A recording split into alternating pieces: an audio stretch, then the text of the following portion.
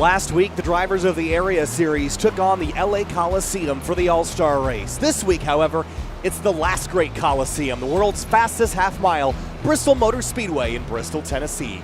Hi, everybody, and welcome to Round 8 of the 2022 Area Cup Series. I'm Kyle Heyer with Hunter Slept tonight. Hunter, I'm a little under the weather this evening, so we'll see how this goes, but 200 laps on the docket for the Area Cup Series drivers. This half-mile racetrack, high-banked concrete. It's a recipe for awesome. It's also a recipe for disaster if drivers get it just a little bit wrong. Oh, absolutely, with this massive field we've got here at Bristol Motor Speedway. So oddly enough, the Area Cup Series in their third season, they have yet to run this exact layout of Bristol Motor Speedway. So back in season 2, they ran it covered in dirt.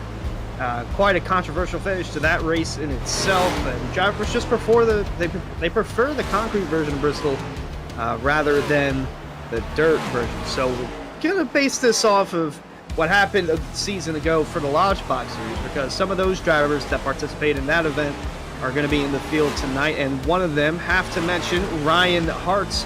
On that note, he led all 195 laps from that Lodge Box Series race, and running with heavy hearts over there in that camp. Yeah, of course, he let us know that his grandfather passed away the other day unexpectedly, just weeks after his grandmother passed away. So, of course, thoughts and prayers with the Hartz family this week. It is a tough one for Ryan. I'm sure racing is not the one thing that's on his mind this evening, but right now second on the practice board as we get into the night, and he has been successful here in the past, Hunter, but we'll see if he can perhaps ease the pain just slightly with a win tonight. Yep, and as mentioned, led all 195 laps from flag to flag this season ago in the Lodge Box Series in this race. And how about Garrett Grant in the 5 car? Haven't talked about him too much throughout this season. Got the third quickest time on the board, and we're looking at 14.5s, so around 14.6s for fast lap time, considering that they've never been at this layout. So look for Garrett Grant to shake some things up. But at the top of the board, obviously, Jake Nichols has been the driver to beat, and Garrett Grant, the driver out of Indiana, a state you're not quite too fond of, Kyle, at the moment. Yeah, of course, every year I was joking. I got sick after heading to the performance racing industry event down in Indianapolis, and every year, just like the tick of a clock, I get sick every time I go down there. I don't think it's necessarily Indiana in particular, but man, it just seems like quite the coincidence every single time I've been there, except maybe when I go to Indianapolis Motor Speedway. I've been okay leaving that place a couple of times, so I guess Speedway, Indiana, fair game. Indianapolis, Indiana, not so much. But Grant's third right now. Jake Nichols at the top of the board in the number 91. He's been at the top of the board lots of times this season. Is already setting out to be a challenge to defeat, just like he was last season, Hunter. How does anybody stop the momentum that 91 team has? Well, the obvious answer is got to be faster than him, but honestly, you have to just play your cards right. I mean, this will be an interesting one and how this goes. There's Travis Beckner, the Area 500 winner, getting involved in a melee down the backstretch. One thing that we're going to have to keep an eye on here, we look at Jordan Martin, the winner of last week's Area All-Star race, and a very fitting paint scheme in that one with Jake Nichols on the hood. Got to pay attention to the drivers and how they're going to run the racetrack. So obviously, the outside line is going to be the line you're wanting to drive in. They might diamond down to the middle or the bottom, but these cars get really loose when they're coming off of corner exit on the bottom. Seen it quite a bit earlier in the practice session just before this current one. If you're side by side and you're on that bottom, it's very loose, and you might see some guys overcorrect a little bit, but the top line is going to be the line you're going to want to be in.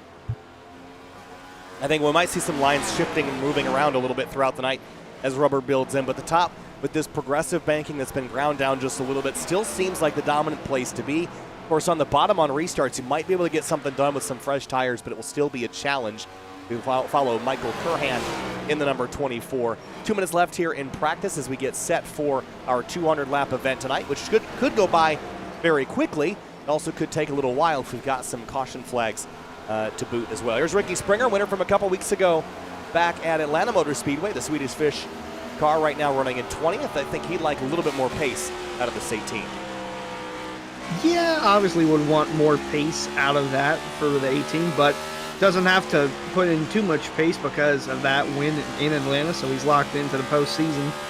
But I honestly look at this race as like a toss-up. Drivers are saying that it's not going to be like your traditional cautions, breeding cautions, kind of like what we see at traditional short track races. And I honestly don't know what to expect from this. Like I said, going back to the Lodge Box series, the race they ran a season ago, they had 4 yellows for not 120 laps, 4 yellows for 20 laps and 195 laps. So we had over 80% of that race run under green flag conditions. I feel like we might be fine, although it's still a toss-up to me, 50-50 with it. We'll see how it goes. 55 seconds left here in practice before we move on to qualifying in just a couple of minutes. Fans, be sure to subscribe to the Area iRacing Twitch channel. For only $5 a month, you can watch all Area broadcasts commercial-free.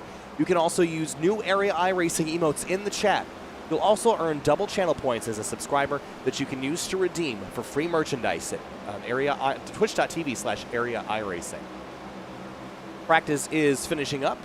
David Weishart up in 4th. Aaron Smith sitting 5th. This is a driver we saw do pretty well at Worldwide Technology Raceway a couple of weeks ago. Hunter, maybe is there some kind of short track secret that 72's got up his sleeve? Might be that 72 from Lucky Doug Motorsports. They're slowly moving towards the front here over the last couple of weeks. Been seeing that team run well, also with Gabriel Ellison, Michael Sturgill, and Doug Newbigging.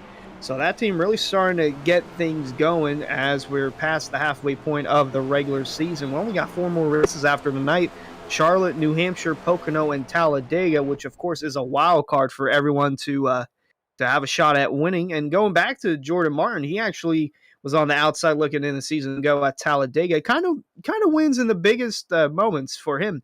He won at Talladega the season ago to lock himself into the postseason, and just last week won the Area All-Star Race to win $100. That could buy you a pretty good steak. Buy you a pretty good steak. It'll buy you a whole lot of iRacing content as well. Qualifying is now underway, and cars will jump on the racetrack and try to lay down their fastest lap.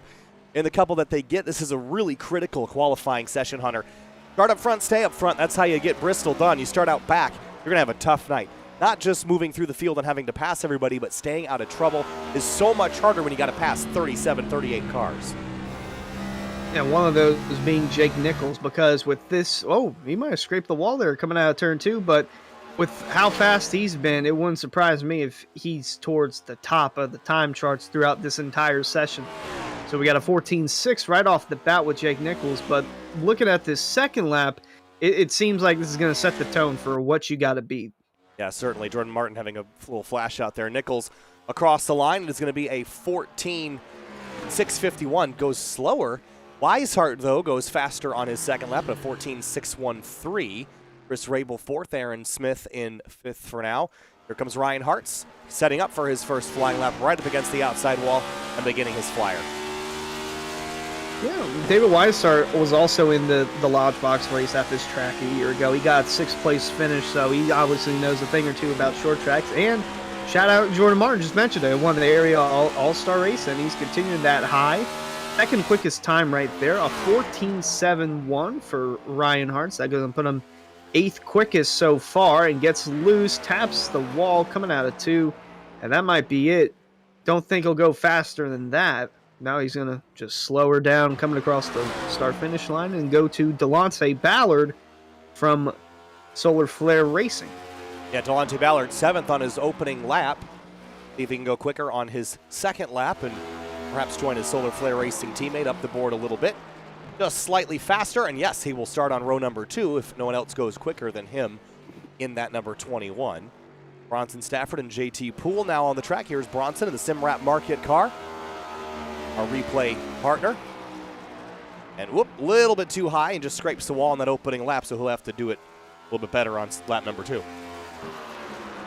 I don't think that'll work during the race, although it will be interesting to see how this race goes if we see anyone try to do what Ross Chastain did for Martinsville. But the 61 car of Stafford looking to, nope, that's not, none of those laps are going to count. He got into the wall both times. Yeah, that's going to put him down the order quite a bit. Here's Andrew Player, the number 13, gearing up for a second lap. Lap 1 in the books, a 15.289. It's not going to be very fast, so lap number 2 is his target.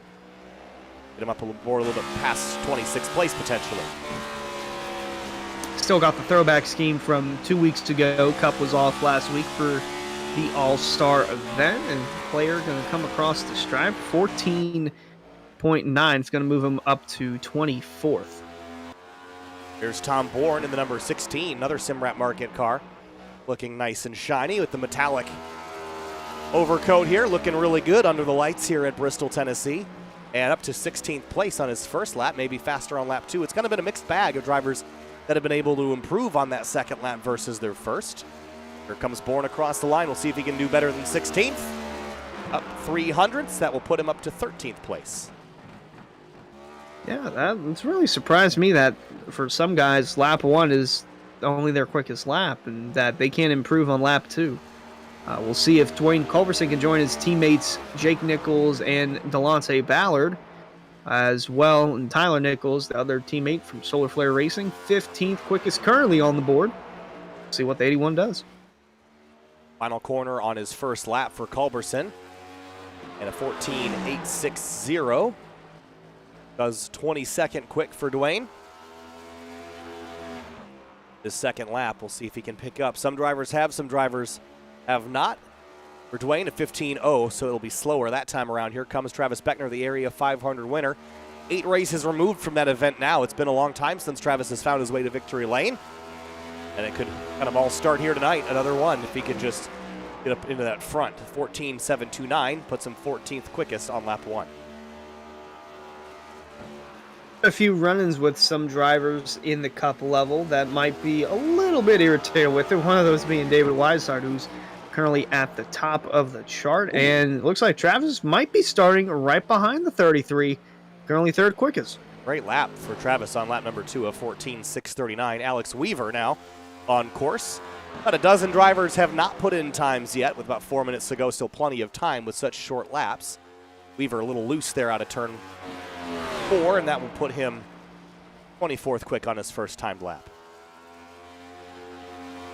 Yeah, not the speed that the 4 wants to see, although going to come out of turn 4.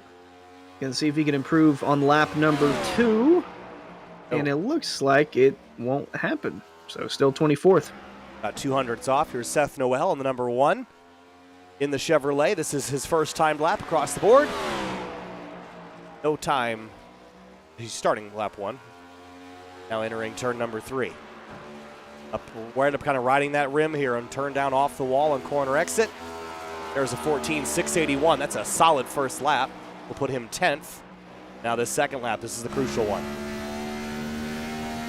See what he does. I have him as my wild card to keep an eye on with drivers who haven't won yet, or really haven't been up towards the front. And it looks like 10th place is all she'll do at the very least for Seth Noel, but I'd keep an eye on him for tonight.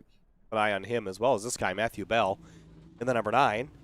Just beginning his roll-off now. One of the 8 or so drivers that has not yet put a time down on the board here in qualifying. Just rolling up to speed now onto the backstretch. Matthew Bell in 9. He's had some good runs this season. Would obviously like get a win here. He's had a couple of occasions where a win was possible. Got top 10 speed at half the tracks that we go to, so we'll see what the 9 of Bell can do.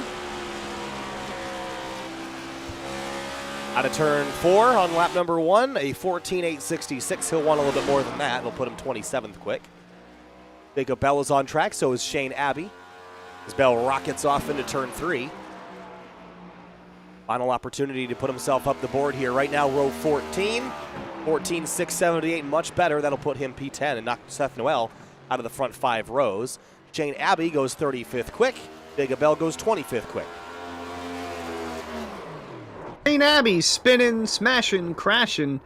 That's not going to be a good lap time for Shane in the 12th, so he's going to start from deep in the field. Jacob Bell, 25th, also going to start from around mid-pack to the back of the field. Still got some drivers who have yet to go out there and put a lap down with 2 minutes remaining. No takers on the road at the moment, though. There's about 5 drivers that have not yet put a time on the board. One of them, Bronson Stafford, invalidated both of his laps, so he will not get an opportunity to. Douglas Newbigging, Brian Chambliss, Randy Yoakum, Gabriel Ellison, they have not put a lap in the board And they are kind of running out of time here to put one down, Hunter, so they will choose to start from the tail if they do not join the racetrack. And that's going to be tricky for them to move their way forward. It's a tough track to pass at, especially 200 laps here is not a particularly long race, Hunter, so add that to the challenges. Yeah, absolutely. And if you're struggling early on and you're starting in the back, you're going to have the leaders on you by lap 20 maybe. So it's going to be a struggle if you're starting from deep in the field to try and make ground up. And if you have a car that just can't do anything in dirty air or side by side or anything like that, it's going to be a really long night. It certainly could be for them. Qualifying, though, is almost complete. Gabriel Ellison will jump on the racetrack with just a minute left. Roasted Gems coffee car, which is well timed. We'll talk about a Roasted Gems coffee starting lineup here in a couple of minutes. Gabriel fires up, begins his qualifying effort.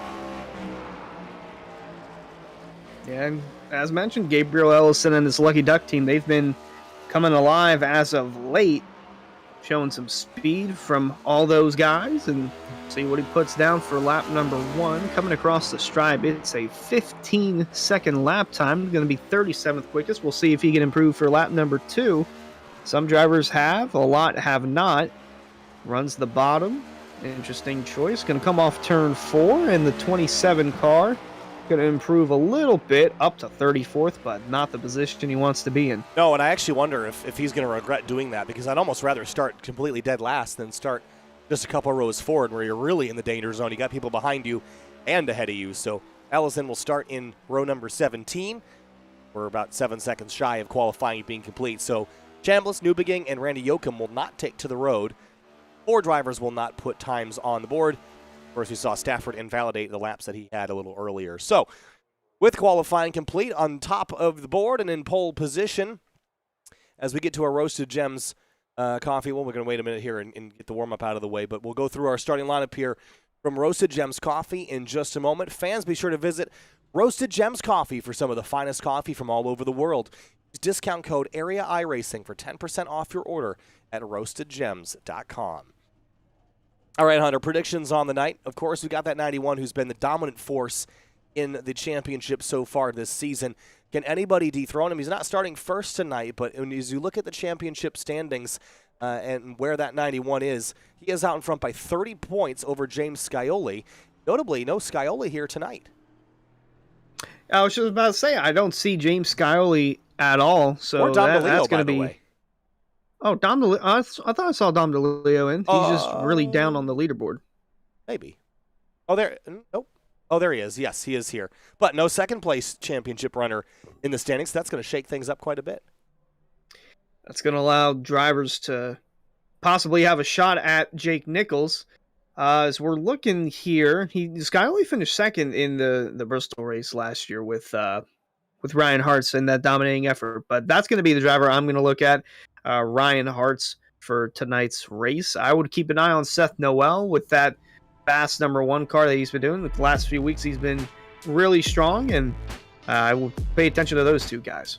Here's your Roasted Gems coffee starting grid, Hunter. You and I roll through this. Row number 1, it's going to be David Weishart in the 33. Jordan Martin rolls off alongside in second.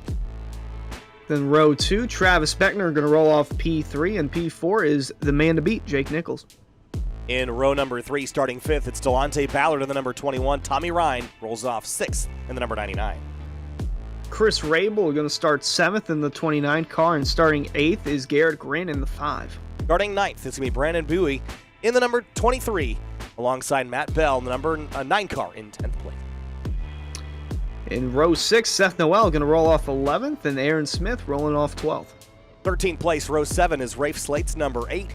Ryan Hartz rolls off 14th in the number 3. Row 8, it's the Muffin Man Ed Robertson rolling off 16th is Michael Kern in the 24. 17th is Tom Bourne in the number 16 car. J2 Poole starts 18th in the 32. Tyler Nichols starts 19th, and Alan Balancino 20th in row 10. 21st place is Ricky Springer in the number 18. Jonathan Cogswell starts 22nd in the number 26 car. 23rd is Michael Sturgill in the 17 car, and in the 09, starting 24th, Bryce Senesac. Jacob Bell starts in 25th place in the number 77, and Greg Mitchell starts 26th in the number 2. 27th is Alex Weaver in the 4, and 28th is Dwayne Culberson in the 81. 29th place is Chris Seidenfeld in the number 45. Dom DeLeo starts 30th in the number 22. Down in 31st is Cosmin Yonishiwu in the 84. Danny Ware, 32nd in the 00.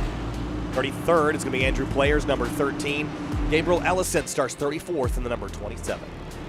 35th is Ryan Swan in the 19. 36th, Shane Abbey in the 12.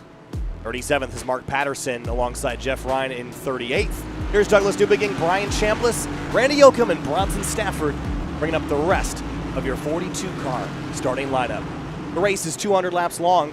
If we go green from start to finish, it is going to be a 48-minute race. That's how fast this will be. It is a quick one if it goes green. We know there will be yellows. How many and when and where is the big question on tonight. The 8th round of the Area Cup Series is underway from Bristol, Tennessee, the world's fastest half mile, full of race cars again, into turn number 1. Oh, one car already pulling it off to the apron. That's Brennan Bowie in the number 23, pulling well out of the way.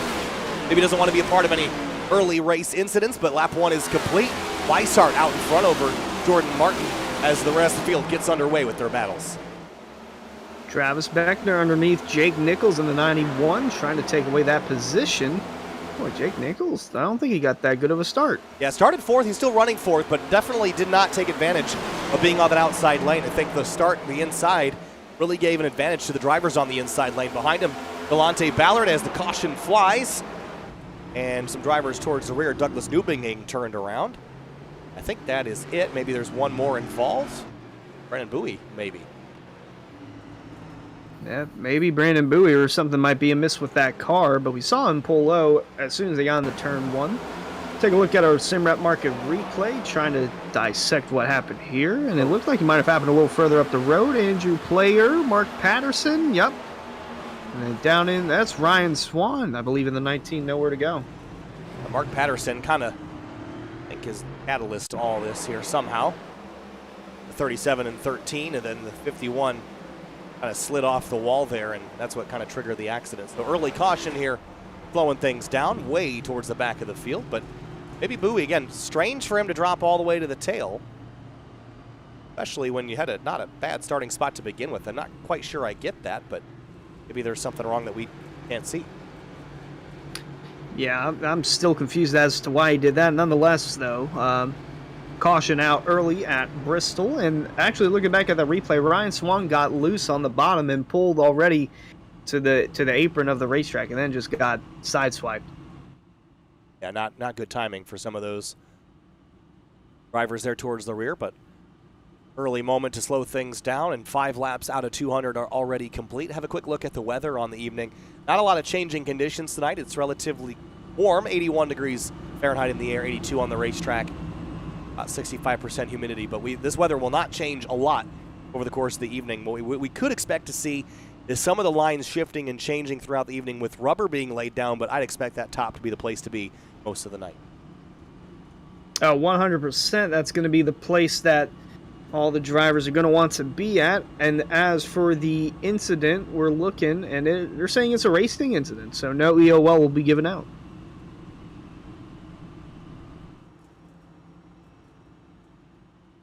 So caution out for the first time tonight, and it's like Ryan Swan's on pit lane, but I think most of the field is still rolling. Let's see if Swan is still in the car. Not like he is.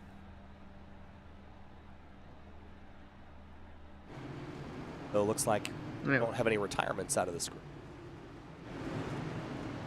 No, not yet, and the field's already doubled up. Looks like Weishart chose the bottom. Jordan Martin going to be rolling off on the outside. So once again, we'll see Weishart and Beckner line up 1-2, leading the bottom line through. As mentioned, Weishart has had quite a bit of run-ins with Travis Beckner, and no place to sell it at, or no better place to sell it at than the last great Coliseum at Bristol Motor Speedway. Pace car makes our left turn on the pit road, and we're back green flag racing at Bristol. Back underway. Good clean restart, but Weishart fires out, leaves Martin in the dust. Beckner on the inside, and here comes Garrett Grant to the inside of Tommy Ryan, who has to sail up the racetrack to avoid contact and loses the spot there. Very interesting move from Grant to go 3 wide down on the bottom heading into turn 3. Looking a little further back, Balancino and Ricky Springer are door-to-door with Chaos in front of them and behind him. There's the 26 of Jonathan Cogswell. Looks like he's moving up through the field. Trouble, we got one. Thought we had one turned around for a moment. Jacob Bell potentially on the apron. Slow and dropping out of the mix, but we stay green. Yeah, it looks like he's dropping out because he's blinking out, so that might be a blessing in disguise there for the field. Is that the 4 of Weaver? No, that's the 41 of Tyler Nichols, who had that weird slide spin thing on the front stretch. Nonetheless, we're still going for the time being. We're looking a little further up the road. There's the 3 of Ryan Hart sitting in that 10th spot, but just in front of him, Seth Noel and Tommy Ryan going at it for the 8th spot. Yeah, Ryan's going the wrong direction. Noel is going the right one to the outside now. This is kind of the reverse Martinsville effect, where you kind of get trapped on the bottom and you want to get up to the high side. It's a challenging one here because you can't just bump and run somebody out of the outside lane. They'll end up in the wall. You won't be able to get around them. So kind of a tricky proposition to get to that upper groove. You just have to find a hole and slide into it. Saw it last time by and saw it this time by. The 99 of Ryan got loose on the bottom last time. The 9 of Bell got a little loose last time, or this time on the bottom. It's going to be challenging for those that are trying to keep all the momentum and speed going. The 9 of Bell still looking to get around the 3 of Hearts, but he's got the preferred line. He's in a good spot up here. Rafe Slate up in the upper groove as well, and actually has the freedom to run kind of the middle of the road with no one alongside him. Getting clear racetrack to yourself at Bristol is tough, especially in an over 40 car field. You're not side by side a whole lot, so you have to take advantage of the moments when you are by yourself to take full advantage of the width of the racetrack. Even running the high line, Hunter, sometimes it's nice to be able to drift up a couple feet and really run the line that your car likes the best. Absolutely. Some might try to run the Larson line and all the way up against the wall, but that can only work for maybe a lap or so, depending on how you go about it. This is the 18 of Springer. Looks like he's found a line. Gonna run on board though with JT Poole on the bottom and see just how loose it is when you're side by side. Really big slide there for Poole, but now he's going to jump up to the upper groove. He's got Alan Balancino and Jonathan Cogswell behind him, but he's not taking advantage of that upper groove just yet. I think he thinks Curran in the 24 might be slow, and with that, it could hold up Springer and leave a pick opportunity for Poole to drive by in the bottom. And now Rabel's slow, and he'll jump up to the upper groove. It's all about lane management, and sometimes this can oddly feel like a plate track, Hunter, where you're kind of searching and seeing which lane is going where, depending on what driver's in what lane. I was just about to say, it's like the opposite of Martinsville. Martinsville, everyone wants to be on the bottom, and those that are on the outside are trying to get back in line. It seems like with Bristol, you want to be on the outside line. If you're on the bottom, you're the odd man out. Can be. There's the 24 now fighting off 29 and 32 as he gets cleared by Ricky Springer, who's up to 12th place, and just behind Jonathan Cogswell, being flanked by Sturgill and Tom Bourne. Both didn't get great qualifying efforts and just trying to drive their way through the field the old-fashioned way. Oh, a car on the wall there looked like that was Michael Curran in the 24. He looked slow there on the front stretch. He's getting real close to that wall on corner exit there. Chris Rabel in hot pursuit behind. JT Poole on the bottom as well. Then got to look a little further in front of him as actually Springer completes the pass of Tommy Ryan. So Ryan's starting to fall back through the field. Springer's starting to get things clicking. And Chris Rabel still trying to find a way around Curran. There's Dom DeLeo in the 22. Considering his run in the points, this has been a really subpar night. Running 25th right there now. They go! Holy cow. That was interesting. Chris Sire finding the 45, and Dom DeLeo had contact there. Take a look at it with our Simrat Market replay. So this is coming out of turn 4. DeLeo's still there on the outside. Chris gets loose, tries to come up, and down to the wall. I thought that was going to be a caution, but they've kept things going straight for the time being, although those two deep in the field, 24th and 25th on the track. I was going to say, it really has been a troublesome night for the 22.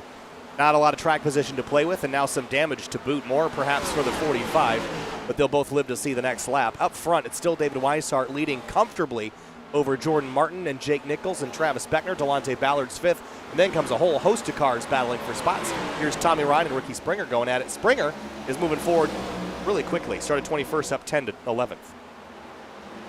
And he's brought Chris Rabel with him. He's just carrying that momentum on the outside. And now Rabel's going to find his way around the 99 of Ryan. So Tommy Ryan still falling back. Has yet to find grip underneath that 99 car. And he was the winner at Atlanta for the Truck Series. Yes. Believe me.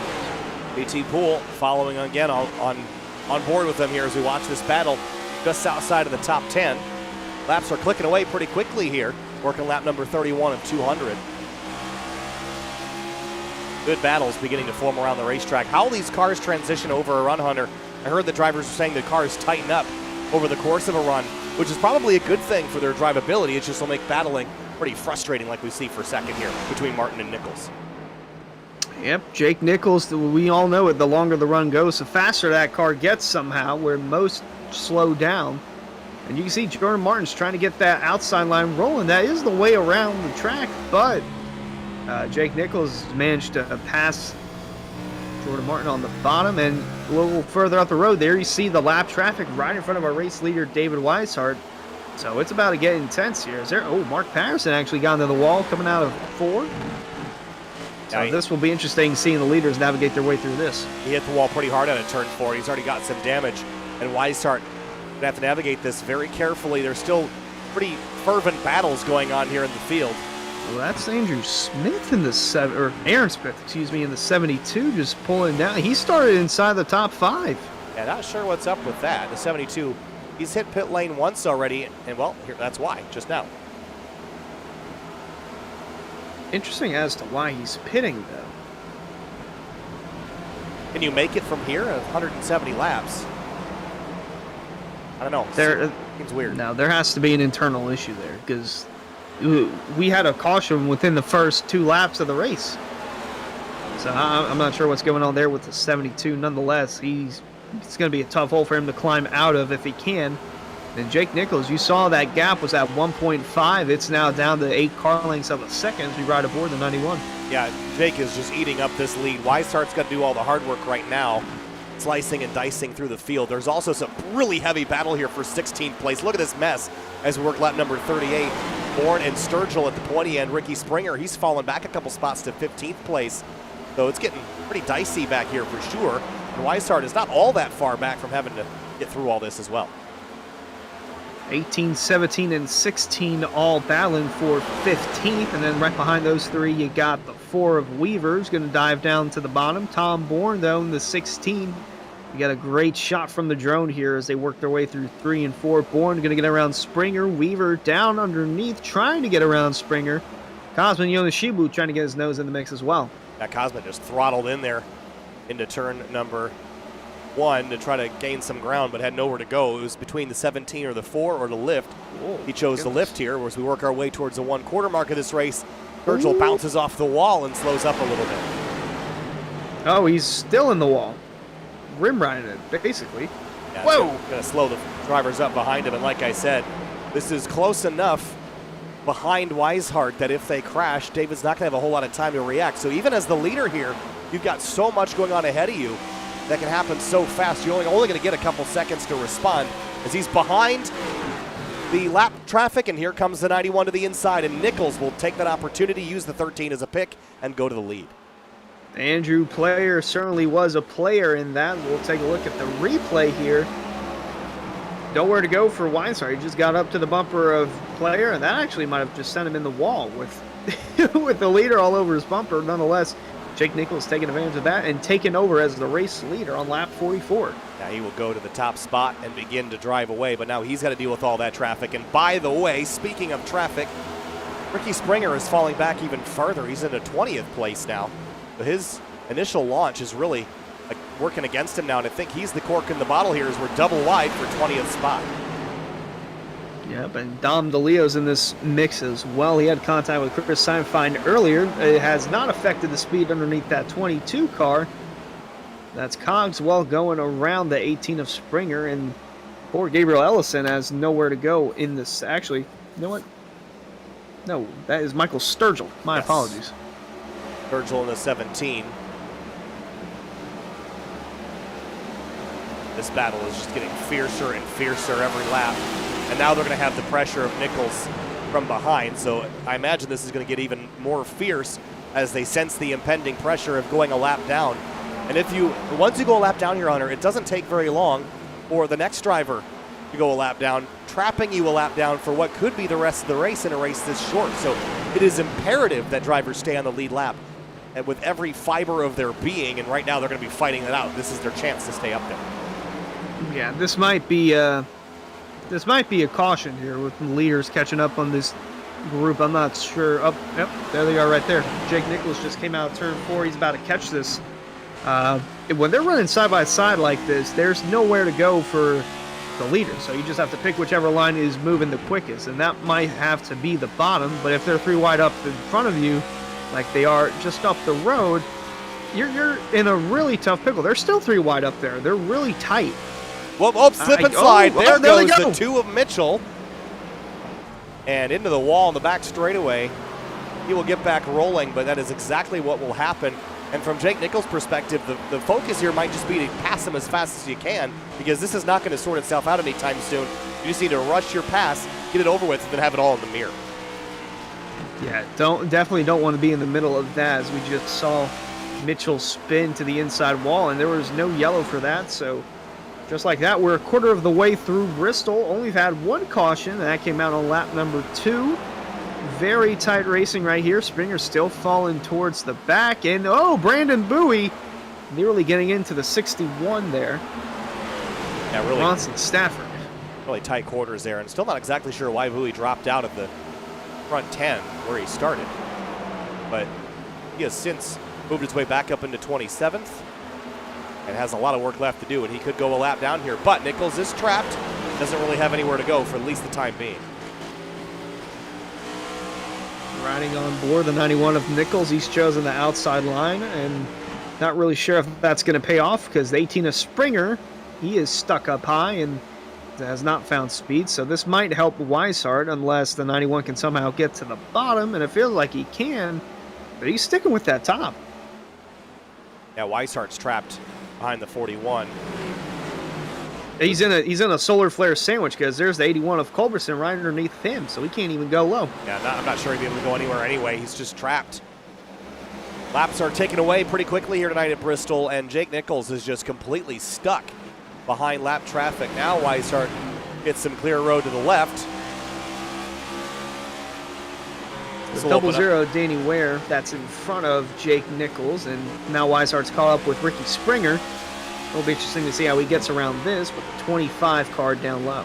Ricky Springer has burned off tires as much as you can burn off tires. He was running up in, 15th place? He's fallen all the way down to 32nd place now, as finally Nichols will clear the vast majority of this traffic and set his sights forward. But Springer really nursing some beaten up tires at this stage of the race. Here's a little battle for 8th. Tommy Ryan to the inside. There's the 19 of Swan we saw have issues earlier. The 9 of Bell, and 3 of Reinhardt. 8th, 9th, and 10th battling for position here at lap number 60. Yeah, Reinhardt has really not been able to move. So we're looking around here with the 99 of Tommy Ryan. And another driver that I said to keep an eye on was the 1 of Seth Noel. He is closing in on David Weishart for the 2nd spot. He's really had to move up, and there is the 1 of Noel. The 5 of Garrett Grant is there as well. And 28 of Travis Beckner also in the mix. So we're going to have a really interesting battle here within our top 5 as the laps continue to wind down. Yeah, it's getting hard to follow as everyone has got lap traffic intermixed here at this stage of the race. Fans, be sure to check out simwrapmarket.com for custom iRacing paint scheme templates that are simple to use and help you stay more focused on the racetrack. Got a Sim Wrap Market replay we've gone to a couple of times tonight. Hopefully not too many more times. We've had a lot of good green flag racing so far. Watch the 45 of Seidenfeiden. Is down the order, 13 laps down after fixing some damage. And good battles on the track. How about this one? Kurhan and Balacino. This is for 15th place. Right behind, that's Tom Bourne just up the road in number 16. Indeed, that is Tom Bourne. Gray, I almost want to say like aluminum, because that seems so reflective.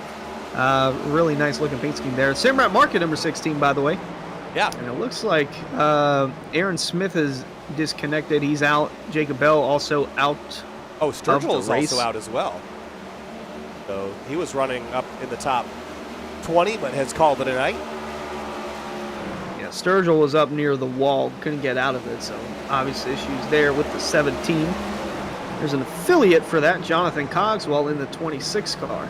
Look at the 61, middle 3 wide with Cogswell and the leader Jake Nichols, who's going to run him up the racetrack a little bit and help use the 26, but the 61's going to split the difference. That's not good. Knock into the side of the 26, and he was battling for every inch he could get, but not over yet. Nichols can't clear him on the bottom, has to give this up for at least the time being. Incredibly dangerous for Nichols to be in the middle of this, but he has no choice. Yeah, I'm not sure how Jake Nichols didn't get caught up in a wreck right there with the way Stafford and Cogswell were racing with each other, and somehow Jake Nichols finds a way. When there's a will, there's a way. That's just the way it goes with Jake Nichols. Here's the 5 of Garrett Grant looking to the inside of David Weishart, who's lost the second position to Seth Noel. So Seth Noel is on the charge. Weishart starting to fade just a little bit. Got the 5 of Grant in there, and yeah, you got best buds right there. You got Weishart, Grant, Chris Seinfein in the mix as well, though he's multiple laps down. And then there's Travis Beckner, who's starting to knock on the door as well, just biding his time in the number 28, but a solid 5th place run for Beckner as the 41 car of Tyler Nichols, the lap car, trying to get around him. And in the middle of all this, Jordan Martin's falling outside the top 5, so his car is slowly starting to fade as well. Yeah, there's Martin running 6th right now. Beckner having a really solid night, up in 5th place. He's fallen a few spots from where he started, but just to have a good solid run inside the top 5 at a place like Bristol will be a great way to continue his season that already started with a win at Daytona. Was around the outside of Danny Ware in the 00, but battle for second is getting more intense before it doesn't. Garrett Grant and Weishart still have that position to sort out. Yeah, they're all running that top. Beckner trying to get on the outside, but he's got the lap car of Chris Seinfein to deal with.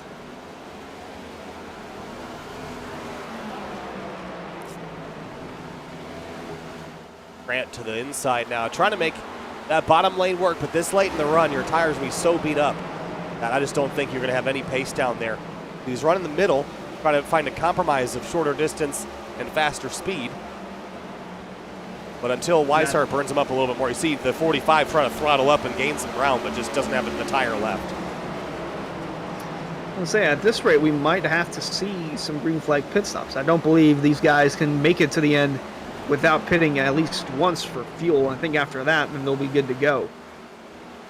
Ooh, really tight there between the 3 of Weishart, Grant, and Seinfein. Although he's multiple laps down, Seinfein still showing some speed underneath the 45. Tommy Ryan in the 99 trying to gain some ground, and he's got a run to the outside of Jordan Martin there. Battle for 6th aboard the 99. Greg Mitchell from the 2 right behind didn't have a caution after his incident down the backstretch. Yeah, he's a lap down, that 2 car is, but here's Tommy Ryan moving his way past Jordan Martin. Now Tommy dropped back initially. He's just gotten past or back to where he started, but he's got good forward momentum now. Neither of these cars ahead of him are for position. The next cars that are, Travis Beckner, the orange and white, top left of the screen, that's who he's chasing. They're locked in a battle with a ton of lap traffic at this stage. 22 cars on the lead lap. Everybody else is a lap down or more. I think he's got, is that Rafe Slate to the outside of Danny Ware? That is orange. It's the number 8 on it, but it's not Rafe Slate. I think it's Randy Yoakum. Yes, it is. The new name to the area series, as far as I know. Well, welcome, Randy. Running 30th at Bristol, trying to find a handle underneath that machine. Got Greg Mitchell right underneath of him as well, but This is for in the meantime, Jake Nichols. Oh, this is for position. Yes, these 2 are a lap down, but they're a lap down together. And Danny Ware, just up ahead, is also a driver that is battling for their spots. It's the battle within the battle, which is what David Weishart's trying to do, trying to get back up and contend with Jake Nichols, but that 91 car is solid. So they're trying to work their way around lap traffic, and the one is Seth Noel, as mentioned. He was one that I would say was a wild card to keep an eye out for. He's shown some speed within the last few weeks, and he's really making the most of it right now. Second quickest. I'm looking at this like it's qualifying. Second fastest on the track right now in the second position.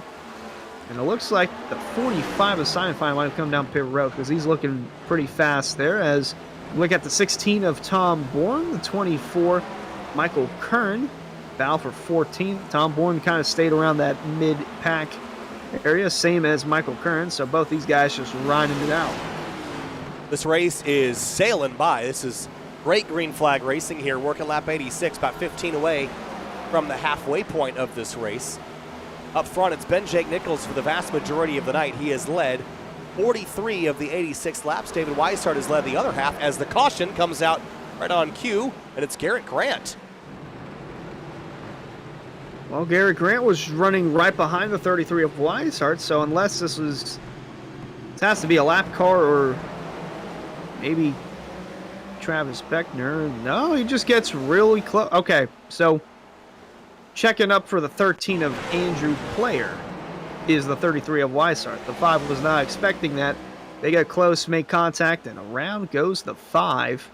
Interesting how that's a caution, but not the 2 of Greg Mitchell. Yeah, I think that the challenge here is the 33 sees this 13. You see him turn down the racetrack a little bit, leave that upper lane clear. The 5 doesn't know he's going to leave that lane clear, thinks the 33 is going to go up, and that's what causes the 5 to loop around. Good news for Grant is that didn't hit anything massively, so he's going to carry on and continue in 11th place. And I'd say from here on out, we'll probably see this one pit stop, and that would be it tonight, I would imagine, Hunter, unless you really think tires later will be worth a lot. I think they would if we get another 50 laps on the board, but other than that, this could be it if we go green to the end. Yeah, I feel like tires are going to matter here. And this is the interesting part about Bristol Motor Speedway. You come in and pit down the backstretch, so off of turn 2 is where you're entering, and you have to go through that apron down there on the bottom, work all the way around, and come out of turn 1. Yes, come out of turn 1, and that is where the field will be set up. 91 is in, 33, 28 is in as well, so be interesting to see if some of these guys feel like there's going to be at least one person who takes 2 tires to try and move up with track position, but I would imagine everyone would take 4.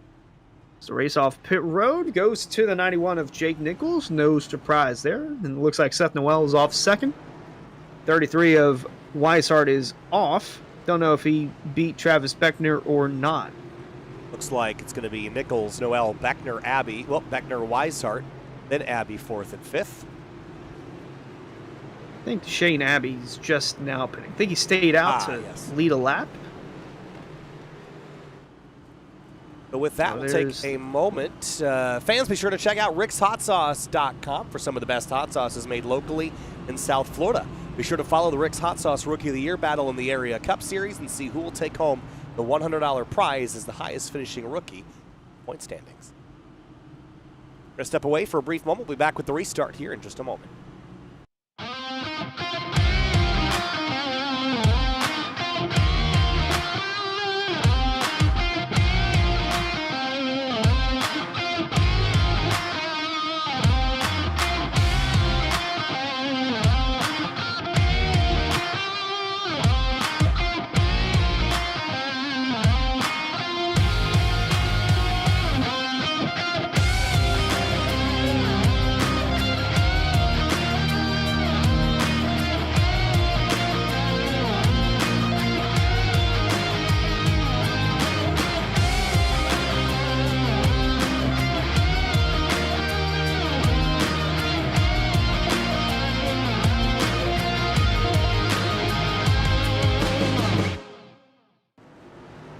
Back live from Bristol Motor Speedway, the Area Cup Series round number 8. Jake Nichols in command. And locked and loaded, re-racked and restacked for another restart here from the last great Coliseum, the world's fastest half mile. Second caution of the night is complete and back underway. Green flag back in the air. 3 wide. Whoa, that's Matthew Bell on the bottom of that. Somehow Jordan Martin was able to get on the outside. That's JT Poole in the 32 as well. And tense moments after a restart. He got so much pace. Everyone on fresh tires. Their cars are handling great. They know how tricky it can be to pass later in the run. Got a couple drivers back on the lead lap that weren't before. Everybody's scrapping, and Beckner. Travis Beckner! Oh, no, look out! Oh, Travis no. Beckner just caused a massive crash. Oh, my goodness. Oh, well, they're still piling. Look at it. Oh, my gosh, that's Shane Abbey. Wow. Yeah, Beckner got loose and then came back up the road. Holy cow. How was that not a massive wreck? Amazing car control for Travis Beckner and amazing self-awareness from the field here. Take a look at the Sim Rep Market replay. He just gets loose.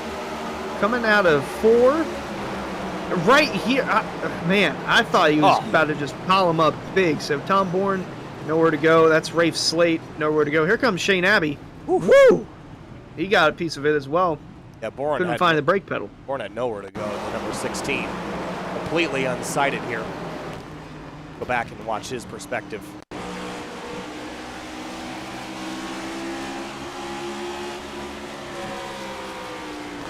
Oh, that will likely be the end of the night for Tom. That is significant damage to the left front, but man, oh man, I can't believe that. That should have been more cars than what we saw. I'd agree. I mean, that looked like it was going to be a 10-12 car wreck, and we only really damaged 3, so that was pretty impressive. Best case scenario for the worst case incident beginning there, for sure. Tyler Nichols will get a free pass in the 41, so he'll take advantage of that. And he's got fresh tires, so set. All right, so we're nearing the halfway point. We went, we go 50 or 60 laps without a yellow. We got 2 within a couple of laps. Race is ticking by pretty quick here, Hunter, so does that increase the desperation out of the handful of cars that are up near the front here? I wouldn't say it increases, at least not yet. Maybe a little more self-awareness. Oh, we're already halfway? Whoa, okay. All right, maybe I do need to get a move on, at least for some of the guys. But for most, I don't think they're worried about it yet. I think in the back of their mind, they still think that there's going to be a caution at some point between now and the end of the race. Still got over half the race left, but with the way laps have been winding down, wouldn't surprise me if some are indeed worried about where they're running right now. Anyone that's a lap down at this stage, that's deep in a lap down, Danny Ware, Dwayne Culberson, Alan Ballacino, with no real easy way to get back to the front, they're in trouble because if they had the same run they just had, they're going to get lapped a second time and then be completely buried and then only be racing those that are a similar lap down. That's the trap here at a place like Bristol. If you get a lap down, you have to stay at the pointy end of the lap down group and hope for a yellow to take full advantage of the free pass. Because once you get trapped down there, of course it's going to go green to the end and you'll get no chance to recover.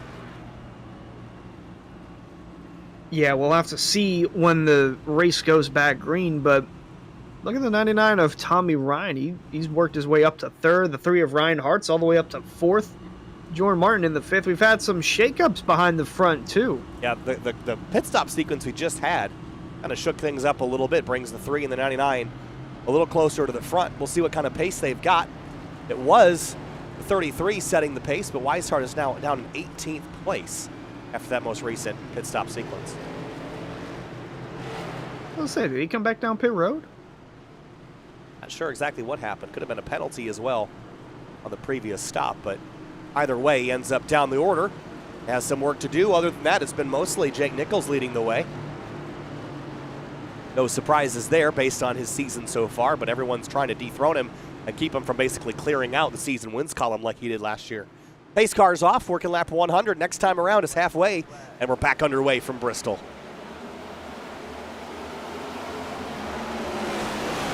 Good jump there from Jake Nichols. Seth Noel going to tuck in line. Here comes Ryan Hart's power run on the outside. Going to take 3rd away.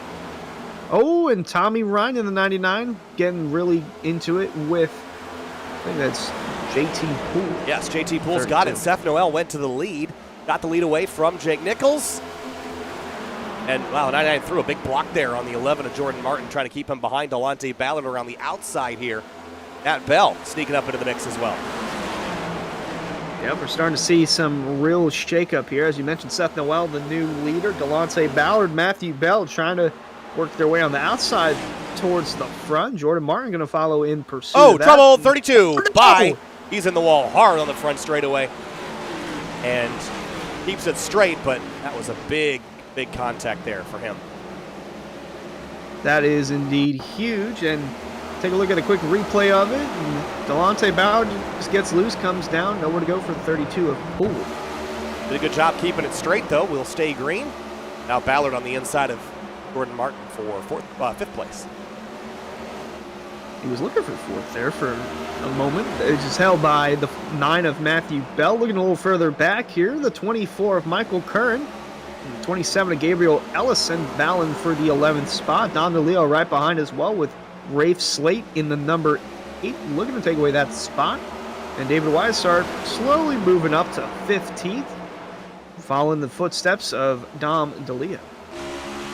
Yeah, Weishart's got pace, but he hadn't had to really pass anybody yet tonight, so I'm carefully watching to see if he's got the ability to get by him, and to see a big checkup there from the Mustangs ahead of him. And has to lift for a moment, but he definitely seems faster than where he's placed right now. Obviously, he led some laps, so he's not going to get stuck here. Just needs to find a clear path. And right behind him, the 12 of Shane Abbey. I would be concerned if there's a wreck in front of him, because the 12 did not stop the last time there was. So that's a little bit of a concern, but Shane Abbey nonetheless still showing speed, that number 12 car.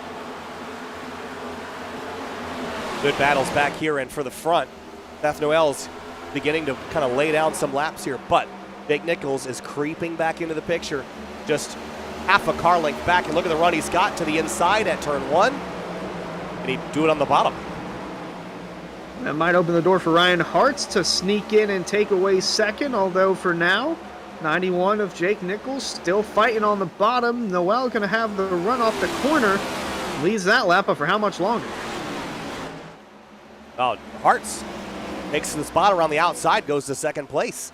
Puts Nichols back a spot. Was the hunter, is the hunted, and loses the spot now. Look at Matthew Bell as the caution is out, and this time is the 33 involved. Weishart's in it, and there's a car upside down, and it's Bryce my Senesac. Goodness. Holy cow. Oh, no, not Bryce. Oh, and he gets driven underneath. That's the 25 car, just driving underneath of him. Trying to turn and him back flipping over. him back over. I think they were trying to help him out. It worked. Let's see what happened. Well, he tries to shoot the gap here between the 22 and 23. Coxwell wasn't able to miss this one.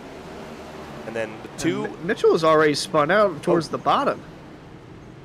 Now, how does Bryce Senesac flip over? Like this. Watch this. He's going to come into the shot here. And see the 32 dive to the inside, locks up the tires, can't steer. The 2 comes up the racetrack and gets squeezed between the wall and turns him up on his lid. Up and over she goes. Now, I'm not sure if this was...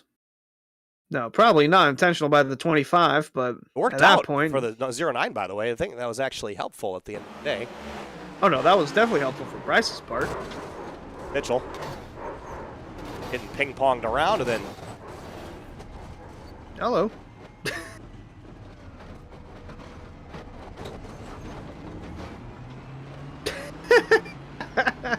That's just funny to see. Well, so the 2 was involved from checking up and then just spun out from that. But nonetheless, a caution come out once more here at Bristol. Now Seth Noel leading the way. Ryan Hartz got up to second just before that. Do we see any of the leaders to come down and pit? Oh, Noel, Hartz, Nichols, top 3. Bell, Martin, the rest of the top 5. About 85 laps to go and ticking down to the end here, and the driver that led most of the first 50 or so it is down the order significantly with some big-time crash damage after being involved with that most recent collision with the 2 and the 09. Bless you. I don't know if they heard that, but I was able to. Again, for those that have just joined, I am severely under the weather. So this is going to set up another restart here. Now, will it be another breeding caution sort of deal, or are we going to get a green flag run to the finish? Got about 85 laps left currently. Might be little less when they go back green. But I'd keep an eye on Seth Noel. The 2 guys I said to keep an eye on are running 1-2, so that is not a surprise to me. What is a surprise to me, though, is Cosmin Yoneshiwu. He's driven up inside the top 10. So solid. Yeah, I don't think he got a good qualifying effort in either. but he's inside the top 10 now and is making the most of his run. I realized when I was after my sneeze, I explained that I had muted myself on the output, but then I had muted myself in Discord, so you didn't hear that. For those that just joined, I am severely under the weather and just trying to make it through tonight. And if I sneeze or have a cough, it's easier to hit my button on my Stream Deck than it is to get the mouse over to Discord. So usually doesn't go out on the output, but Hunter has to deal with it tonight. So we're getting through it. We're 85 laps to go, and the guys have been easy on me tonight, getting us through this race. 20 minutes left if we can get to the end. Whew. So we will see this restart here. Seth Noel choosing the bottom. Reinhardt's on the outside, but he's got Jake Nichols all over him, and that is the guy week in, week out you have to keep an eye on. And if you beat Jake Nichols, you've done something pretty good. Pace car is in, green flag back out, racing underway once more from Bristol Motor Speedway. Good launch by Seth Noel. Leaves Jake Nichols in the dust. Ryan Hartz was able to take second on the outside. He's going to do it again into turn 3. Matt Bell sees the opportunity as well to get to the outside of the 91. Pulls alongside him. As mentioned, it's the opposite of Martinsville. You don't want to be on the bottom, you want to be on the top. And Jake Nichols trying to get back on the outside, looking a little further back. Michael Kern in the 24 to the outside of Garrett Grant for the 10th position. You look at the rest of the field working their way down the front stretch, and there is the 3 of Hearts under fire now from Matthew Bell. So Matthew Bell up to second. Maybe he'll have a shot at trying to take the lead away from Seth Noel. He's just keeping that car on the outside, and it's continuing to pay off. He's got really good pace right now, and Noel's going to have to see this coming. Now he goes to the high side where Bell was making up most of his time, but he drops to the inside lane. And again, he goes to the inside. This is where he's going to lose this lead. Bell's going to throttle back up. Couldn't quite get the nose in there, but going to get there. He got lucky that time. I don't know how many more times he can get away with it, but the 9 of Bell is closing on that outside. The 1 of Noel continuing to work his way on the bottom, but I still don't think that's the safest bet. I'd rather be on the outside. Riding aboard the 9 of Matthew Bell.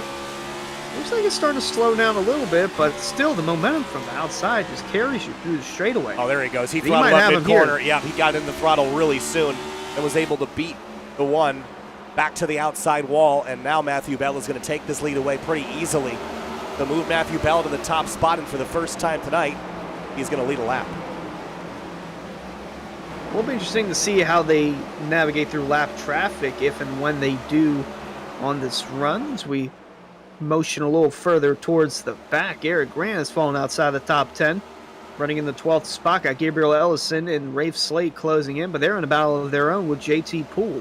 Yeah, Poole's had an up and down night. He's had some pace, but also been involved in some incidents and gotten some damage, but not holding him back. Look at him cross over the 27 onto the front straightaway here, looking for 14th place. Boy, this is a tight pickle to be in if you're Garrett Grant. Oh, really tight. It almost was 3 wide there. Poole trying to look around the 5 of Grant. Almost made it 3 wide there. Hunter, I got to ask you a question. I'd like you to define to me a tight pickle. As caution comes out. Oh, that's a big stack back up. there. Oh, that is a tight pickle indeed. The yellow is out. They're coming out turn 2. The pace car is flying. We'll take a look at a replay here just to determine what happened, as Bryce Sanasak has been a part of this once more, and oddly enough, his car color is the color of a pickle. Yeah, I was going to try to find where that 00 area is on the timing screen. See what happened to this one. It was well behind this, I think. It was already established. 70 car, I think, was kind of in the middle of all this. Let's go back a little further and see what happened. Contact maybe from the 16. Right here, turn 1. Oh, man. Oh, massive autocorrect. And another car upside down at Bristol. Not wrecking a lot, but we're wrecking them good tonight, that's for sure. In the middle of the corner, too. Wow. Oh, my goodness. Boy, not a fun night for any of those guys. Now 33's in the middle of it again. His night went from bad to worse. So with 18 minutes to go, if we go green to the end, the caution's beginning to stack up here, and more cars are a lap down now. 22 left on the lead lap. Bell, Noel, Hartz, Nichols, and Martin are your top 5, and some drivers taking some pit stops a little bit deeper in the field there, starting with Brandon Bowie in the 23. I think it's kind of hit or miss here. The 29's on pit lane, the 8, but some are out, some are in. You know, oddly enough, we didn't get a poll question in for tonight.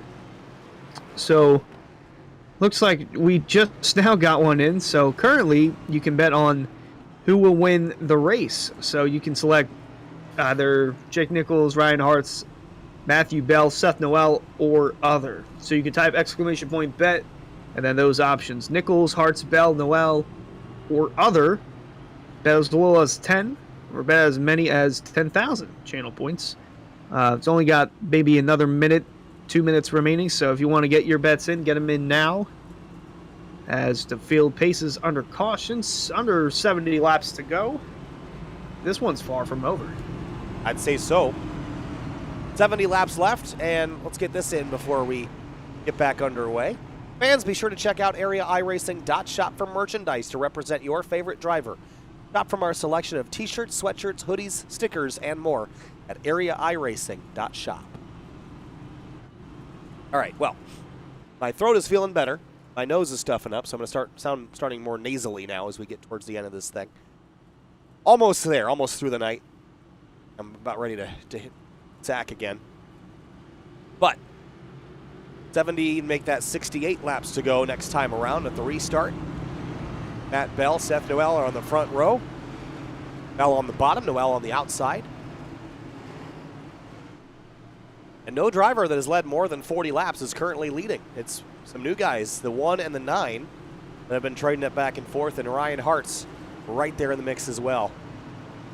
Got the sticker with his grandfather on it, of course, racing with a heavy heart tonight after both of his grandparents passing away within a couple weeks. And just 2 spots shy of coming home with a victory if he can get there in 68 laps. Green flag back in the air at Bristol. Good jump there for the 9. Very good restart for Hartz. Not a good one for Seth Noel. Jordan Martin once again finding himself in the mix inside the top 5. Cosmin Yonishiwu trying to get around Jake Nichols to get inside that top 5 as well. But the caution's backed out already. Got the 37 of Jeff Ryan. Spun around the wrong way in turn 3. Jeff Ryan turned around backwards. Let's see what happened here. Oh, just came up the racetrack there. Just wasn't listening to the spotter, and around he went. And Greg Mitchell's had a tough night in that number 2, so he's just finishing the job there. Take a look coming out of 2. Yeah, that's just that's a spotter issue there. You know, he was definitely alongside, but. With that, we had just had a race in yellow, so we're going to go back under break for just a minute. We'll be returning with the restart here in just a moment.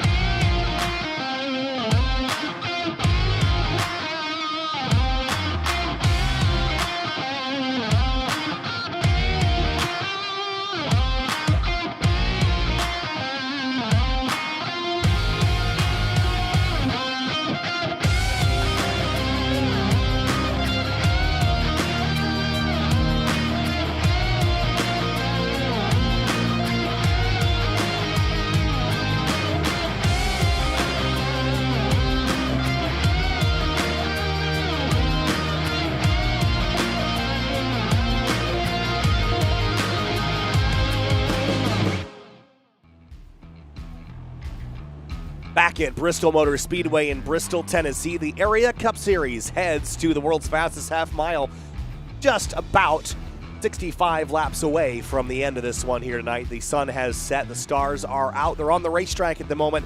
Matthew Bell leads the way, Hartz, Noel, Martin, and Nichols the rest of the top 5. Kyle Heyer joined by Hunter Sleppy on the evening. Hunter, tonight, a lot of green flag racing, but the caution percentage has started to come up here just a little bit.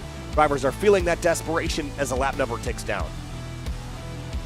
Absolutely. We've seen some great racing throughout the night in the first half. A lot of green flag run, but Towards the second half, we're starting to get a little more yellows mixed in. Got Seth Noel, who's really turned things up in this race. Start all the way back in 11th, all the way up towards the front. Matthew Bell as well, also in the mix. Ryan Hart's in the 3. Jordan Martin up here. But Jake Nichols has been the guy to beat, and over these last couple of restarts, we've seen him fall back just because he's been stuck on that outside line and nowhere to go. It looks like he's going to restart 5th, meaning he'll be on the bottom, so he might make up a couple of positions. Going to be interesting to see how the 3 of Ryan Hart's handles this restart, because he'll be stuck on the outside. Seth Noel's got a restart violation. Black flag for a restart violation the last time around. That is going to be catastrophic for his evening. Doesn't have a lot of time to make this up, but he will have to give up a whole bunch of spots here. What a disaster for the 1. Not seeing him give the spots up, though. Maybe he's trying to fight his case, but he's got a penalty. Yeah, that is huge, especially for the 1 on the well. Mentioned he's had such a strong night, but yeah, I'm not really sure how this is going to go. If he's going to stay up there and might just pull off now. I mean, this late in the race, this is basically a self-retirement. I'd be surprised if he keeps racing after this. It's just, I know there's a lot of unpredictability left, but that just throws the last nail in the coffin on a night, whether or not it was good before. But anyway, coming back to the green, lap 139, back underway. So the 9 of Matthew Bell is going to restart. I'm assuming that he might have to serve this penalty under green flag conditions, and that's why he didn't drop back. That could be. Going for the lead, though, on the number 9. The 3 of Ryan Hart's, the 91, the 11. Side by side for the top spot. Here comes the 1. They're still discussing about it, but nonetheless, the 1 is the lead for the time being, or leader for the time being. It's really going to have to keep an eye on 2nd, since there's an ongoing issue with Seth Noel. Whoa, 3 wide. There goes the 1 to the inside. The 1 hits pit lane and peels off the road to serve the penalty. Everyone else keeps going, but a big wild spread there as everybody bailed out of the way. Yeah, that was really abrupt. That could have caused an accident in itself. So now, ooh, almost 3 wide in the back there. JT Poole, no, that's Brandon Bowie. Boy, they are all over the place towards the back. Dom DeLeo, Delonte Ballard, Tommy Ryan, Tom Bourne as well. Oh, we got a spin coming out forward. Caution's back out. Your 0-8 to Randy Yoakum. Seth Noel, no, he's on pit lane. 4, I think, are involved. Oh, Danny Ware tags the 8. Sends him in the 4 around. The 37 also goes around for a loop. Take a look at this again from high above. Danny Ware down on the bottom. Yoakum down on the bottom as well. Leaves a little bit of room, and that's all it takes.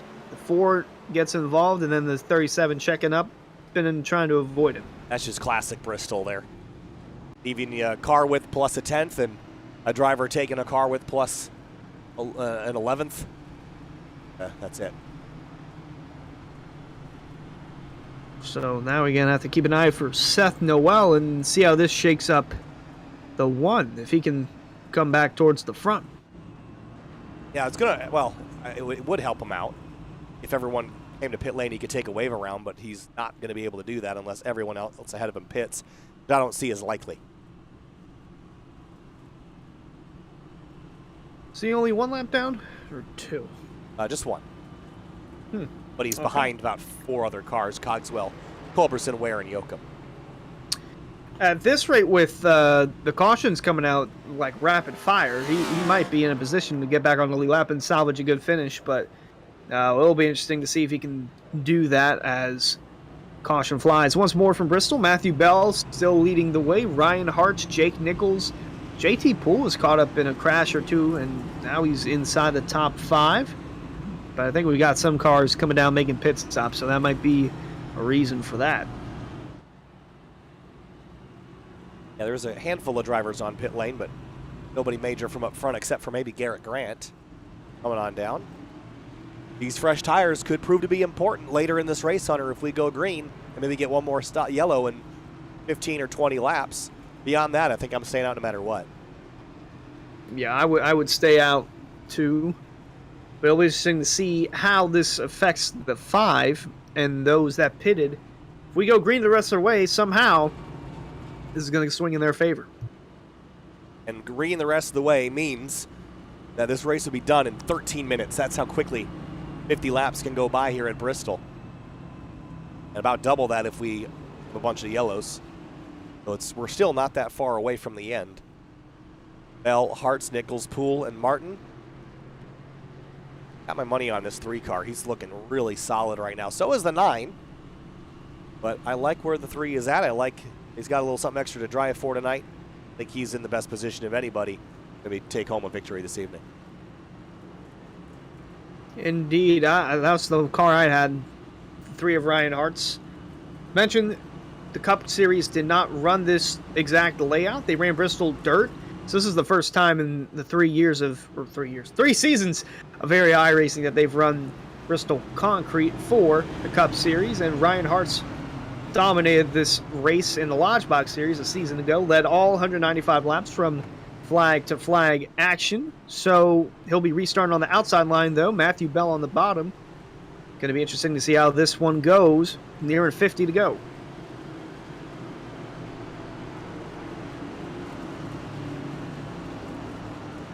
All right, wrapping things up here from Bristol. Just over 50 to go. Matt Bell, Hartz, Nichols, Poole. Throwing back all the way back to the Hardline Racing Series. Bell and Hartz. This is a throwback several years ago. Dueling again here at Bristol. 32 drops to the inside on the restart and back underway. Not sure if that was the play for JT Poole. Jake Nichols, though, up to second. Jordan Martin, Cosmin Yonishiu battling for the top 5 spot. Poole giving it his all on the bottom. The 3 of Hartz, though, continuing to manage the 3rd spot. Jake Nichols looking low for the lead. Nichols senses the opportunity here. Use up some tire now. Get the job done and then go into saving mode. Door to door with the 9, but on the bottom, going to be wrenching those tires to try to hold this spot. It's been a good fight with him. If there's anyone that can do it on the bottom, it is that 91 of Jake Nichols. Matthew Bell having to fight a little more on the outside. Nichols down low. He can clear him coming out of turn 4. He'll do just that barely. Jake Nichols back in the lead. Look at Dom DeLeo in the background. It's up to 6th place. Delonte Ballard, middle 3 wide and spinning as the 16 aboard. Michael Kern as well. That's going to bring out the caution again. Just a 1-car accident there.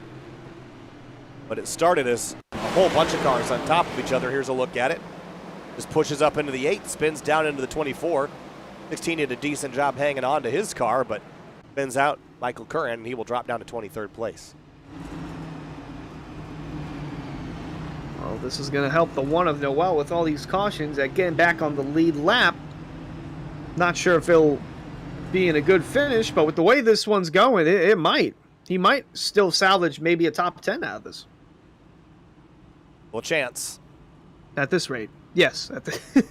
There's always, when there's a will, there's a way. And I've seen a lot crazier things. That's what Jake Nichols has been using all year. I've seen a lot crazier things than that happen. I've seen 2 cars flip over at Bristol in one night. That's crazy. Hey, so have I.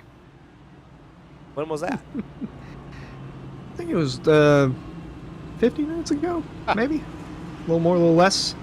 We're actually seeing Jordan Martin come down pit road. He fell back a little bit on that initial restart. Danny Ware going to get the wave around, and Seth Noel's 26. So if we get a couple more cautions, this 1 car is back on the lead lap. Yeah, Noel's only 1 spot shy of getting the free pass position. He could probably race Dwayne Culberson and get ahead of him, then be in that position. So Seth Noel certainly is not completely out of it yet. But then once he gets back on the lead lap, he's going to have to pass 24 other people. Well, still an uphill battle, but yeah. Yeah, easier said than done. But 3 of Ryan Hartz did not get a good restart there. Fell back to 4th. So he's going to be stuck on that outside line. One driver who did, though, Dom DeLeo. He's up inside the top 5 now. Yeah, I mentioned him on the very short green run just now. Started 30th up to 5th. Did not have a lot of pace early in the going. Here he is running P5. Especially with the way this race has been going with cautions, he's just slowly and methodically working his way towards the front without getting any damage done, other than his run-in with Chris Ironfine earlier on. Got to mention that. Not too much damage from that, and he's continued a nice top 5 run for the moment. 2 laps to green here. Next time by, we'll get the 1 to go. working with about 40 laps left when we get back green. Other drivers that we haven't really talked a whole lot about tonight. How about Brian Chambliss? Started in 40th place, up to 16th, and not a scratch on this car. Well, he did help the 09 of Bryce Senesac go back on his wheels, but he's had a pretty solid night from starting all the way in the back. One of the few drivers who did not put down the time in qualifying, proving that, hey, it don't matter where you qualify, it only matters where you finish. And right now he's a little more than halfway towards getting towards the front. You got one to go. Okay, he's repaired some scratches, but that car otherwise is looking pretty good. And he will restart in row number 8.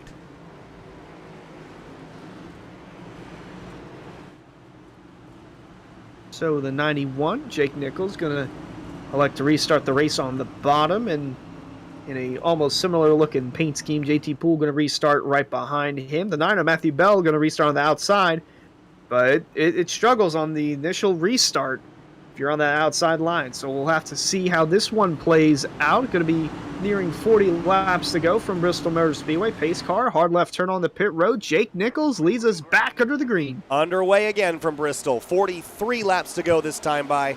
About 10 minutes worth if we stay green to the end.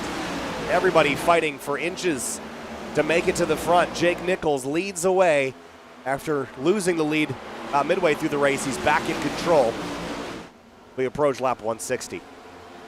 Had a very nice restart. JT Poole did not get a good one. He's caught back up slowly towards his bumper, but gonna have to do a little more. Gonna want to win. Had quite a bit of cars that have. Well, where did that thought go? Never mind. That's all right. It happens. There's the 5 of Garrett Grant. He went down to pit lane earlier. Remember that? There he is, back in 15th place, trying to move forward. He's got plenty of cars ahead of him to try to get by. Yeah, well, it'd be interesting seeing the 5 of Grant if he can do this all under green. Unless cautions come out, that could derail that. But now he's looking to the outside of Shane Abbey. Well, right on cue. Caution's out. Oh, the 37 again. The 37 sliding. He wasn't the cause of the crash. Oh, no! But every time he seems to spin the car out when there is a crash ahead of him. Which, poor Ricky Springer. I'll say. That's like the 3rd time that the 37 has gotten involved in a crash after it was over. So this is the 24 of Michael Curran on the bottom. That just gets loose. And just gets loose. Walks around. And the 37 just all on his own again. I mean, crash is over. And poor Ricky Springer's got nowhere to go. Car just turns right back up, and he's still there. Yeah, this is not a good look for Jeff here. He just had a poor night, and this is when I would be calling it if I was the 37. But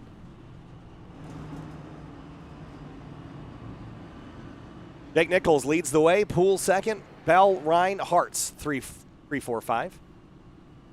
Another group of laps ticks away here, but the progress has been slow. And they were doing so good before, Hunter, but it's just slipping and sliding. We're just single car, dual car incidents now is what's going to rack these up at the tail end here.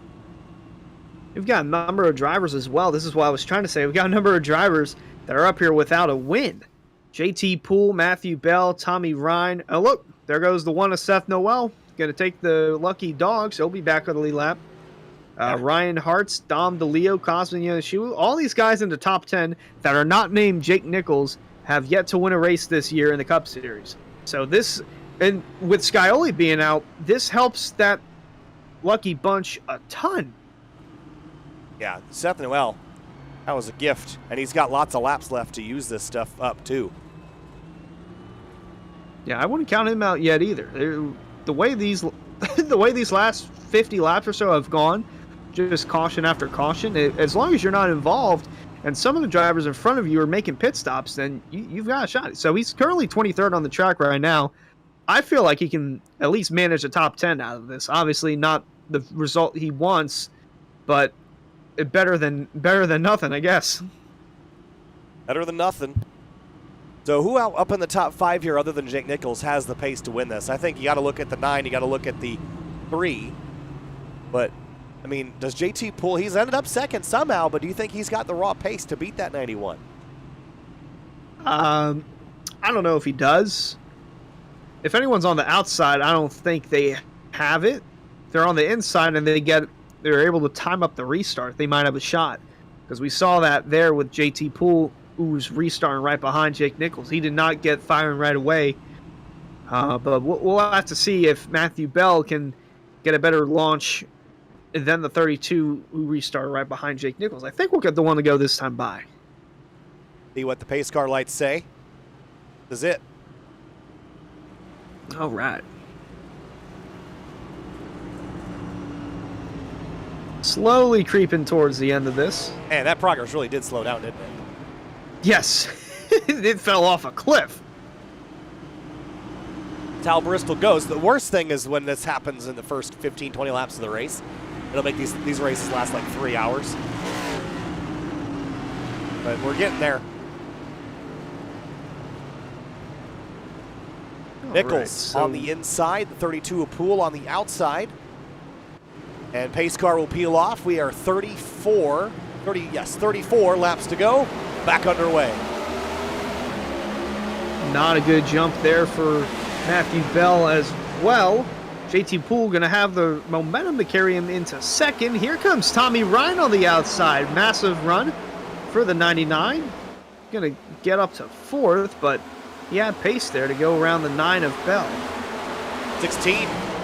Born to the inside, trying to grab a couple spots. Cogswell, the 4 of Weaver, up to 17th place. Galante Ballard in the 61, and a little bit of stack-ups here into turn 1. Everybody trying to grab every spot they can. Here's the 9 and 3, or excuse me, the 99 side by side for third. Ryan's going places. Yeah, Tommy Ryan up to third. Ryan Hart's there, holding on to fifth. Oh, we got a spin. That's Brandon Bowie. Oh my goodness, he saved it. Oh, there they go. They're wrecking in the back, and they're wrecking up. They're wrecking up the front stretch. The caution's back out. Seth Noel's a part of it as well. Oh man, there's your big one. Holy cow. Well, it's bound to happen. The way they were racing towards the back. Oh, man. So, nearing 30 to go now. Simrat Market replay. There's a lot going on. Let's take a look right here. Brandon Bowie comes down on Jonas Shiwu. He saves it for the time being. But just nothing you can do there with those drivers checking up. And then right behind, they were already crashing. 00 had just gotten back on the lead lap. Here's what he saw. Yeah, not really a lot Danny could have done here. Started with the 25. Brian Chambliss, that's who it is. Started with the 25 of Chambliss getting caught up in that. Then there's really nowhere to go here. Seth Noel, no, he hit someone. He spun out trying to check up and avoid it, but unfortunately slid into a driver. It's going to hit Greg Mitchell here pretty hard. The nose. And he just got back on the lead lap, too. He is now 21st place with a little bit of nose damage. I don't think it's going to be catastrophic, but he will hit pit lane. Try to sort it out. All right. So we got our big one out of the way. We had our flips. Flips, yes. There's an SF. That more than one. Did not have a big one yet. Take a look at the recap. Yep, 10 yellows. And we have 3 in the first 100 laps. I was going to say, the number's actually not as big as I thought it was going to be when I opened that graphic up, but all right. I'm just trying to get through it. Again, for those that just joined, under the weather pretty severely tonight. Needed the progress to be like it was the first 100 laps. Now it's turning into torture. Yes, torture indeed, because the laps are dwindling down, but at a slower rate. Yes, and my airways than what we're used to seeing. My airways are slowly closing as we get closer and closer to the end of this. So unless they get a strong green flag run, I can't see anyone beating this 91 of Jake Nichols. I mean, we've seen it the last few restarts. He's just able to go, and that car on the inside line right behind the leader just cannot get that jump. I mean, we've seen other drivers be able to do it without the 91 restarting as the leader, but it has yet to happen where these cars are actually staying with the 91 on the initial restart. You almost need to get back around to the lap traffic again and use somebody as a pick, but to get that, you need lap traffic. I think Jake's just going to sprint away. He's been really, really good so far on these restarts. I just think it's going to be tough for anyone to run him down. So we've got the 1 to go out now, less than 25 to go. Jake Nichols going to restart on the bottom. Tommy Ryan going to restart second on the bottom. Restarting second on the outside is JT Poole. Matthew Bell fourth. Then Ryan Hartz and Dom DeLeo in row number 3. All right, 25 laps to go. Nichols inside, Poole outside. Then row 2, it's Ryan, Matthew Bell. Then Ryan Hartz and Dom DeLeo, all the drivers within striking distance of the front. And here we go. 25 to go from Bristol. Just a massive restart once again. Ryan Hartz did not get a good one on the bottom. That's going to allow Bell to get around him. Dom DeLeo still trying to work his way around Hartz. So they're navigating their way out of 3 and 4. Above car is Shane Abbey trying to go places on the outside lane.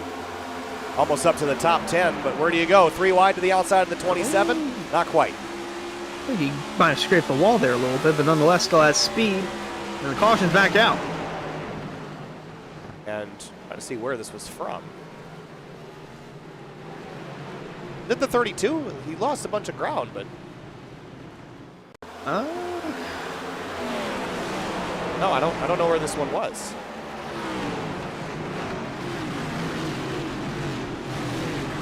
Yeah, this one's interesting indeed. And if it was for the 32, that is such a strange yellow. I don't think it was. No. Travis Beckner. Travis Beckner. Travis Beckner in the back. Where is he running position-wise? Travis Beckner. Oh, 6 laps down. What was going on back here? Yeah, saw his car get loose and into the wall. Oh, man.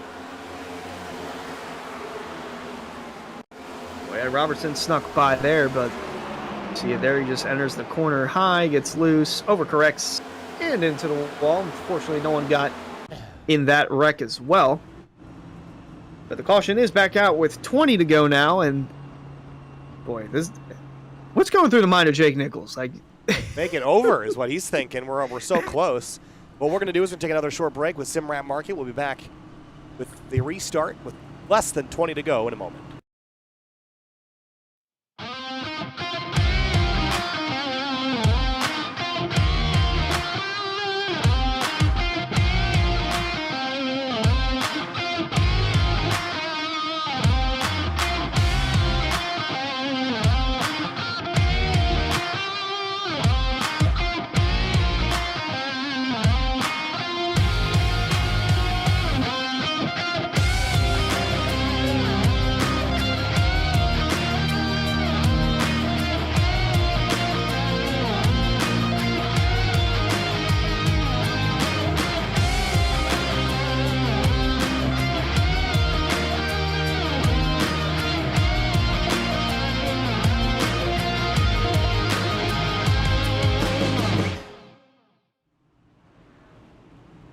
$20 laps to go from Bristol, Tennessee, and a rash of cautions has slowed down the last half of this race, but we are under 20 laps to go here from Bristol. Jake Nichols and JT Poole out front.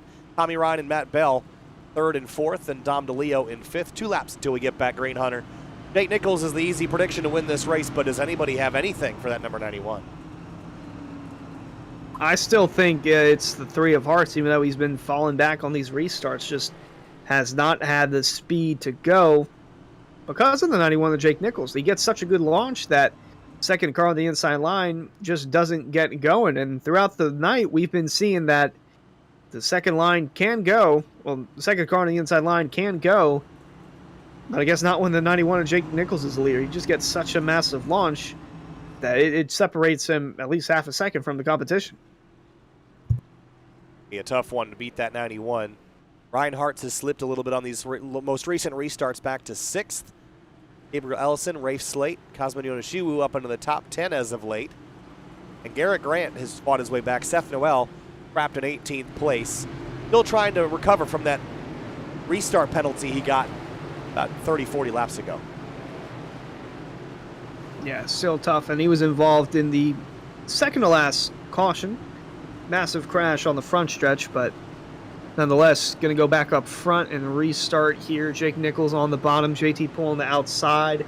Tommy Ryan in the 99 going to restart third, and Matthew Bell fourth. Pace car, hard left turn on the pit road. Green flag back in the air from the last great Coliseum. 17 to go. Nichols fires off, and he's gone. Yeah, they're going to need they're going to need this to go green to the end if anyone's going to have a shot at the 91 of Nichols. Catch some lap traffic too, ideally. That's going to be tough as we kind of wheeled it down about 12, 15 cars out of the field with crash damage. The 5 stuck behind the 84. They're going to crash. There they go. Oh! And the yellow's back out. Tom Bourne is around. Greg Mitchell up in the wall. It's gone from bad to worse for the 2 of Mitchell. Yeah. 16 kind of at the middle of that there. Let's have a look from up above. So 4 of Weaver nearly getting into the bumper, and that's just a racing incident. The 5 comes down, the 16 comes up. Nothing anyone could do there. And then Greg Mitchell gets caught up in this wreck as well once more. Night going from bad to worse for the 2 of Mitchell. Nonetheless, the caution's back out. Going to have a restart with about 10 to go, maybe 9 to go. And, boy, Jake Nichols please, just get this thing over with. That's what he's thinking right now. That is the one thing he's thinking right now.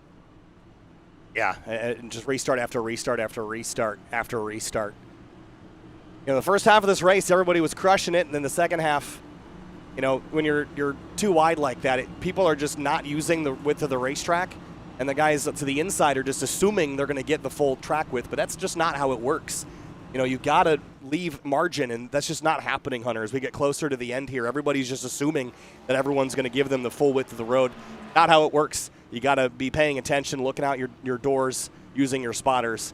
It makes these races real long here, and this is why Bristol not a super popular stop on the schedule, because you have this sort of thing towards the tail half. Speaking of pay attention, keep an eye on the 1 of Seth Noel. He's up to 15th now after that most recent caution.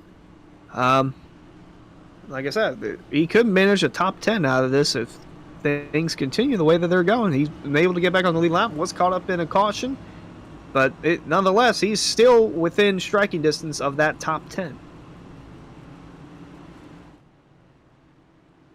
As you're talking about the 1, is running in 15th place.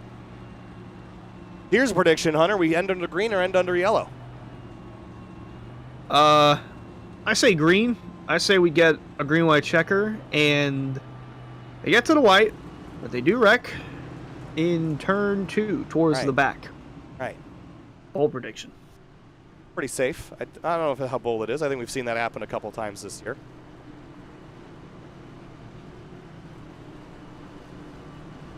So 91 and 99. By the way, Tommy Ryan has done a phenomenal job getting to this point. Fell back, remember, early in the race, dropped outside of the top 10 out of the top 15, and then just kind of slowly drove his way back up into the mix. Here he is now second, and he's going to have to fight pretty hard now, keep this spot. Because you're starting on the outside. It's not a bad thing, Hunter, but you just lose so much momentum compared to the inside lane because that's where Jake will be starting, and he'll get that half-second jump or so. Yeah, we'll see if the 99 of Ryan can try and time this restart a little bit earlier than what we've seen in the past. So Jake Nichols once again will restart on the bottom. Mentioned Ryan on the outside. Bell, Hart, Slate, DeLeo, Rabel, Ellison, Abbey, and Yonishibu, the top 10. All right, coming to the green now. 10 laps to go.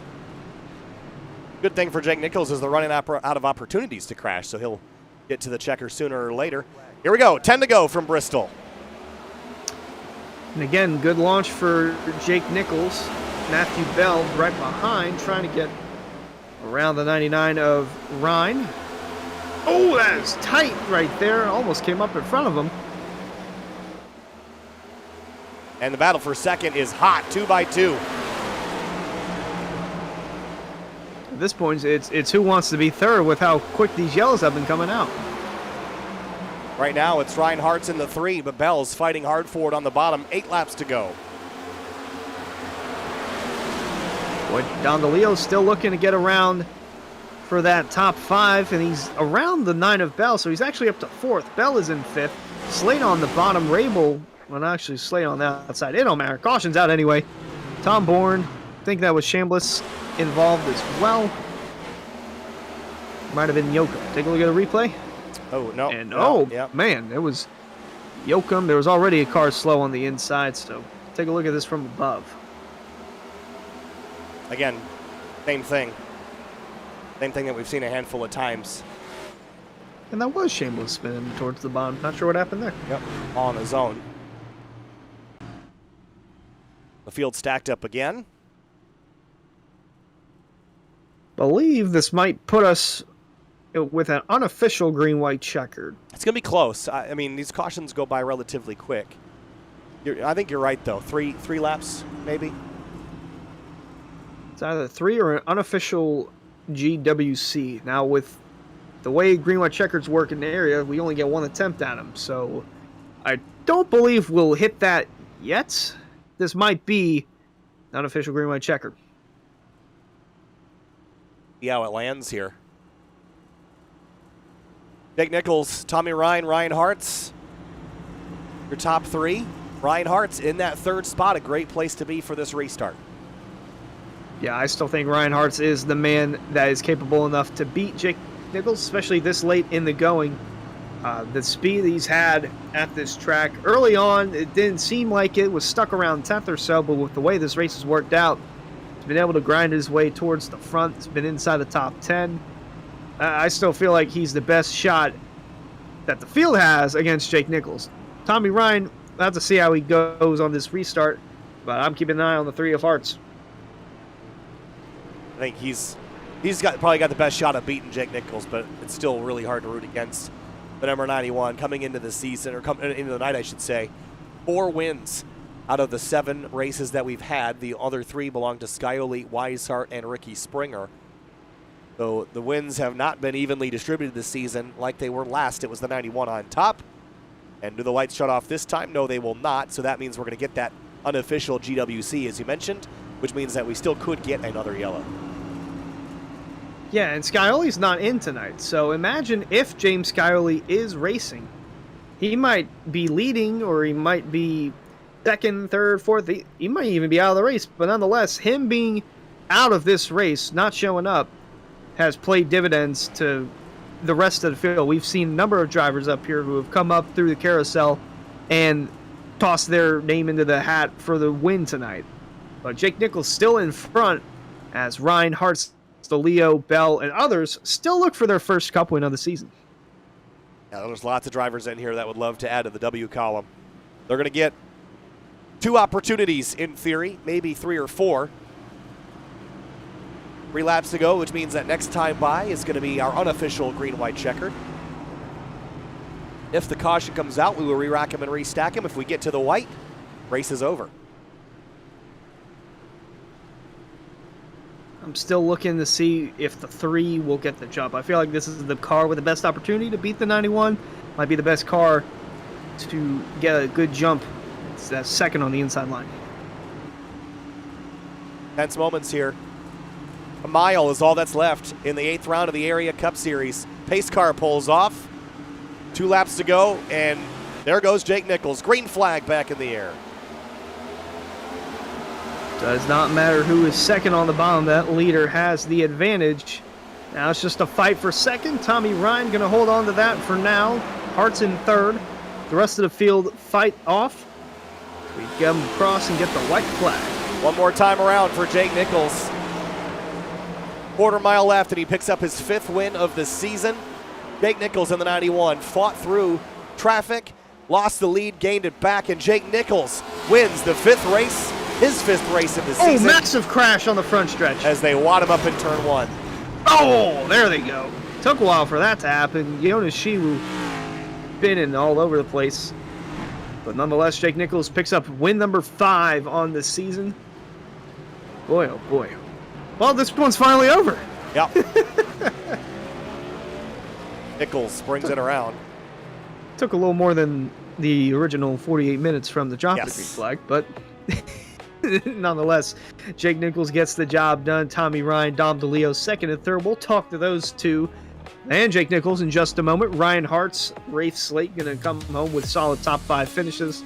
Then it's Gabriel Ellison, Matthew Bell falling back to 7th. Jonas Shiwu inside the top 10. And then there's Seth Noel, 15th. After that restart violation, was not able to come through and get a top 10. Nonetheless, finished on the lead lap. Not the finish he wanted to see, though, as we look at the rest of the field. Tom Bourne was involved in quite a bit of accidents, such as Jeff Ryan and Greg Mitchell. JT Poole was up front as well, out of the race. And then here's the rest of the field. Bryce Senesac, 34th. He was upside down. David Weishart, not really sure. Well, no, he was caught up in a wreck, but it was so long ago with how many cautions we've had. I honestly forgot how that happened. But Jake Nichols celebrating on the front stretch, doing burnouts with his teammates in tow. Dom DeLeo finished in 3rd place tonight. Started deep in the field, but Dom brings it home in 3rd. Dom, race did not start the where you probably wanted, but you fought all night long, drove up through the field, and ended up P3. Take me through your night, because it was a long one, but it paid off in the end. Thanks, Kyle Hunter. Yeah, I just had no kind of short run pace here, at least at the first half of the run. The second half, I started to kind of get some speed, running 14.7s, but in the first half, I really couldn't run the bottom at all. Gets really loose down there, especially with new tires, but just wanted to get up top and really just was more comfortable up there, and got lucky with the kind of yellows falling the way we did. I pitted earlier, and a lot of guys in front of us, and then we were able to kind of pick them off as we stayed out. Wish it could have went another 20, 30 laps green flag there. I really thought we had something based on how the tires fell out for the 91 there. But happy to come home with a podium, 2nd week in a row. Oh, a really good run for you tonight, Dom. Take me through the first half of the race, had lots of green flag running. The second half, a lot more yellow flags. Take me through the restarts and how challenging they were to gain track position. Yeah, I mean, like I said, it was tough for guys at the bottom, I think, especially on new tires. And when the guys come in for new tires, they think they can go, faster than the guys who stayed out. So it's a lot of just being smart, waiting for your spot. If you're not patient and think you're going to get caught in a lap, just a really couple big rows of traffic, you're going to have to sit there for a while. So it's really just about being patient. And then I think the yellows were all just people on different tire strategies, just getting all out of sync, and guys thinking they could, move their way through the field. So, yeah, I mean, it's a great race. I wish we could have went green a little bit there. Congrats to Jake for the win. I just want to send a quick couple of thank yous and shout outs. Thanks and shout out to my wife, all my friends and family watching, Pop-Up Grandma, everybody at Fazekas Motorsports. Rafe Slate came home with the top 5 today. Very good points night for us. My mom watching, my brother Robert's usually watching. Everybody at Magyar Bank for sponsoring the 22, all of our accessory sponsors, Team Car Wash, Eat Sleep Race, Fame Motorsports, and everybody, like I said, at Fazekas. Greg and Mark and Alan had a tough night there, getting caught up in some stuff, but I'm happy to see Rafe come home with the top 5, and hopefully we can keep this momentum going. And thanks to you guys in the booth, thanks to the admin, Kyle Hunter. It's 2 weeks in a row talking to you. Hopefully next week at I believe we're at Charlotte to talk. Yes. To you. Hey, Dom, congratulations. P3 tonight. We'll see you next time. Congrats. Thanks. Jake Nichols gets his 5th win of the season here at Bristol. Led some laps early, fell by the wayside kind of mid-run there, and throttled back up towards the end, and then it was just defending restart after restart after restart. Jake, I'm sure kind of ran out of fingers to count how many there were, but again, you hang on to get another win on the season. Yeah, I was focused on long run tonight. I felt like if we saved our tires early and let Weishart and a few other guys up there early in the race just drive off, that I knew we would cluster back together when we got to traffic. So until he got there to like last place or 40th place, I knew I could just ride around a little bit. And man, it was tough getting through traffic at first. There's a few guys that made it extremely tough, and I get why. I mean, you're trying to stay in the lead lap, so you're pushing hard and doing all you can, but there was some times where it was wild. I thought they were pacing at one point. They were just 2x2 for like 8 rows. It was crazy, but yeah, the Solar Flare Racing Toyota Camry drove great. We only took one set of tires tonight. I guess we saved those for another short track or something save Goodyear on the bill, or I guess. But either way, a great team points night for us. Some other teams struggled and had bad nights, so it helped us pull away by a good margin. Like, as long as we don't mess up, it's looking pretty good for Solar Flare Racing as a whole, to try to defend this team title. And that's the most important thing on our mind right now, is just pulling away from that and trying to secure it as early as we can, so we can just focus on ourselves and try to win a championship for the driver's title later this year. Well, looking really, really good. Jake, congratulations. 5th one on the season. We'll see you next time. Thank you. All right, that's going to wrap things up tonight. No Tommy Ryan to talk to this evening, Hunter, but 200 laps, and Jake Nichols on top again. Everybody's looking at the 91 as one they've got to beat. Final thoughts here on Bristol briefly. Bristol was exactly what I expected it to be. Did not expect that first half to go the way that it did. The green flag run, for the most part, that was pretty cool to see. Did expect to see from the second half, though, caution fest. But nonetheless, overall, great night. Once again, Jake Nichols getting the job done. 5th win of the season. And we'll look to get win number 6 next week when we go to Charlotte. Charlotte coming up next week. Dirt Bristol tomorrow with the trucks. We'll see you there.